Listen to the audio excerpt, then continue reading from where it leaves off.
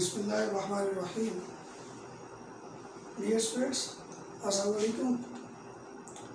My name is Yasser Ali Thoroughly. You are watching my YouTube channel Physics with Thoroughly. आज हमने simple harmonic motion की second application ball and bowl system इसको study करना है और हमने ये बताना है बॉल की जो मोशन है बाउल्स में वो हमारे पास सिंपल हार्मोनिक मोशन है, टू एंड फ्रो मोशन है, बैक एंड फोर्थ मोशन है। इससे पहले हम मास अटैच टू स्प्रिंग के ऊपर बात कर चुके हैं, सिंपल हार्मोनिक मोशन को भी हम डिफाइन कर चुके हैं। तो हम कंसिडर करते हैं जी हमारे पास एक बाउल है जी which is initially at rest. ये हमारे पास बाउल आ गया, ये हमारे पास बॉल आ गई और ये जो है बॉल हमारे पास मेन पोजीशन पे है और इस मेन पोजीशन को हम ओ से रिप्रेजेंट करते हैं। रेस्ट में है, मेन पोजीशन पे है, बॉल डिस्प्लेस नहीं होगी, यहाँ पे है हमारे पास पड़ी हुई है। हमें पता है कि मेन पोजीशन के ऊपर टू फोर्सेस एक्ट हो रही है। First one is the two forces act on main position. कौन कौन सी टू फोर्सेस एक्ट हो रही है? First one is the weight of the ball which is acting downward direction, and second one is the reaction force of the ball at the ball. Reaction force of the ball at the ball which is acting upward direction.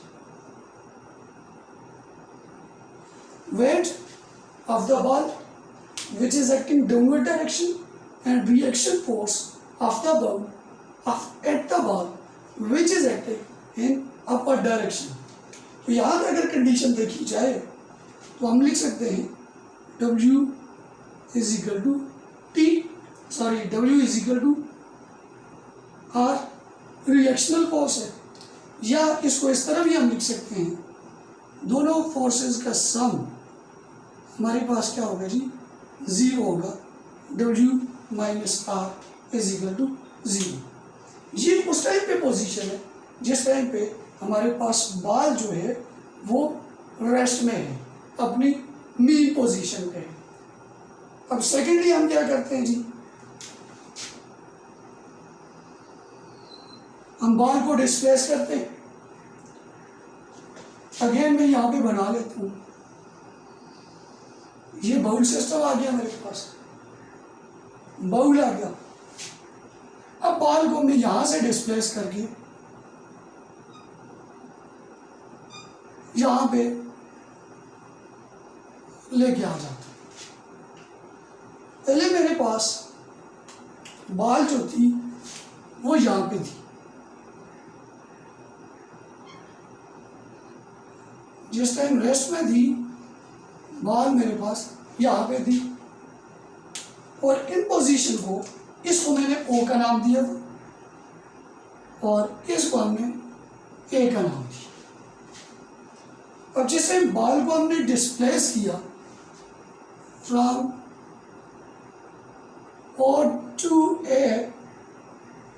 Position के ऊपर displace करके लेके गए, जिस time A position से ball को नीचे छोड़ेंगे, A पोजीशन से फोर्स को रिमूव करेंगे, हमें पता है ये वाली बॉल जो है ये हमारे पास मूव करेगी टूवर्ड्स द मीन पोजीशन। अब ये बॉल मीन पोजीशन की तरफ क्यों आएगी? या कौन सी ऐसी फोर्स है जो इस बॉल को मीन पोजीशन की तरफ लेके आएगी? तो हम ये कहते हैं कि जिस टाइम ए से ओ की तरफ आएगी, किसकी वजह से आएगी? Due to restoring force. ये बॉल जो है वो आपके पास मूव करेगी ऐसे ओ की तरफ। अब ये रीस्टोरिंग फोर्स हमारे पास कहाँ से आई है, इस बात को ज़रा समझना है।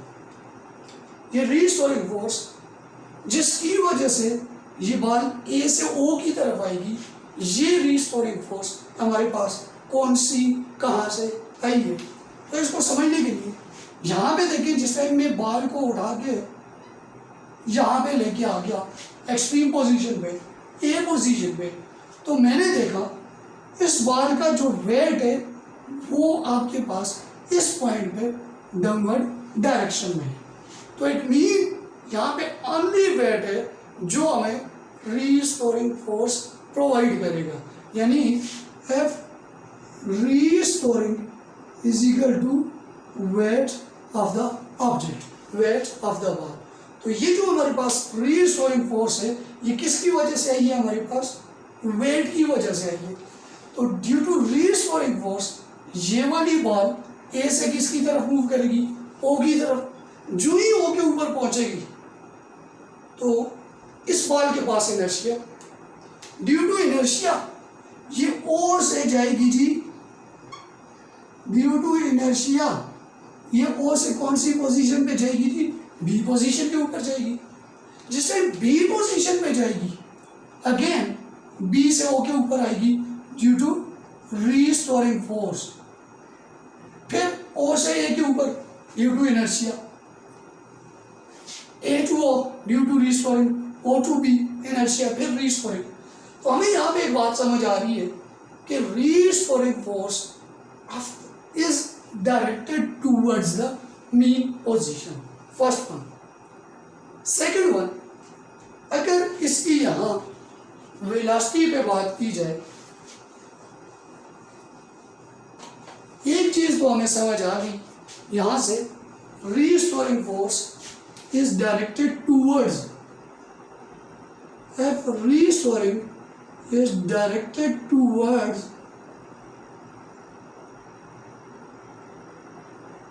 mean position,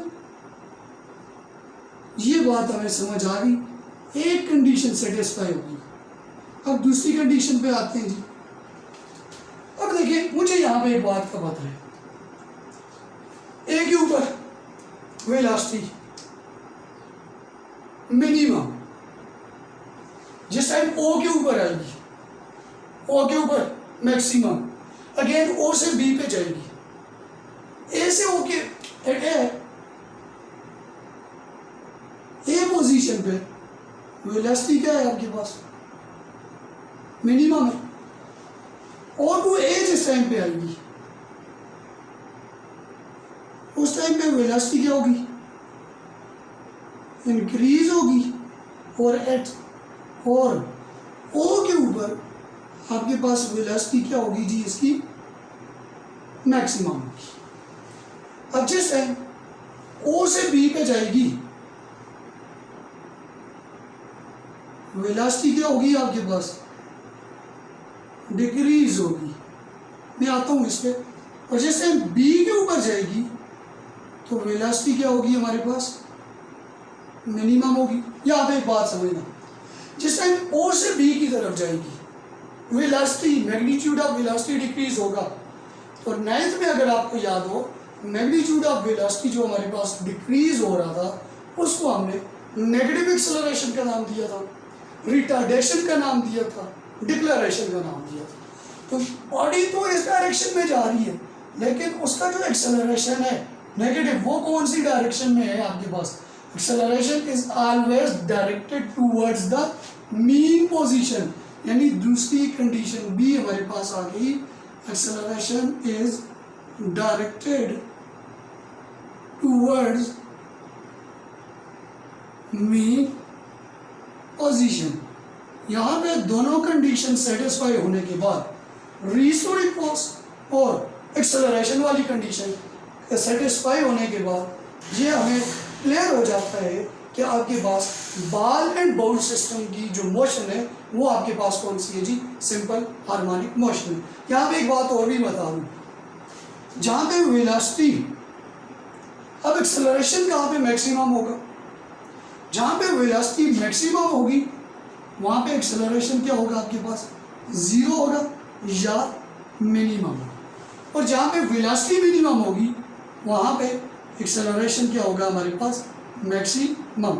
यानी B के ऊपर और A के ऊपर, B और A के ऊपर हमारे पास एक्सेलरेशन क्या है जी? मैक्सिमम है। O के ऊपर हमारे पास एक्सेलरेशन क्या है जी? मिनिमम है। This is the second example of the simple harmonic motion. और मैं अगेन ये कह रहा हूँ, इन दोनों कंडीशंस के सेटिस्फाई होने के बाद हम ये कह सकते हैं बॉल एंड बाउल सिस्टम में जो बॉल की जो मोशन है in the bowl system is example of the simple harmonic motion. इंशाल्लाह नेक्स्ट लेक्चर में हम important features related to simple harmonic motion study करेंगे। Thank you.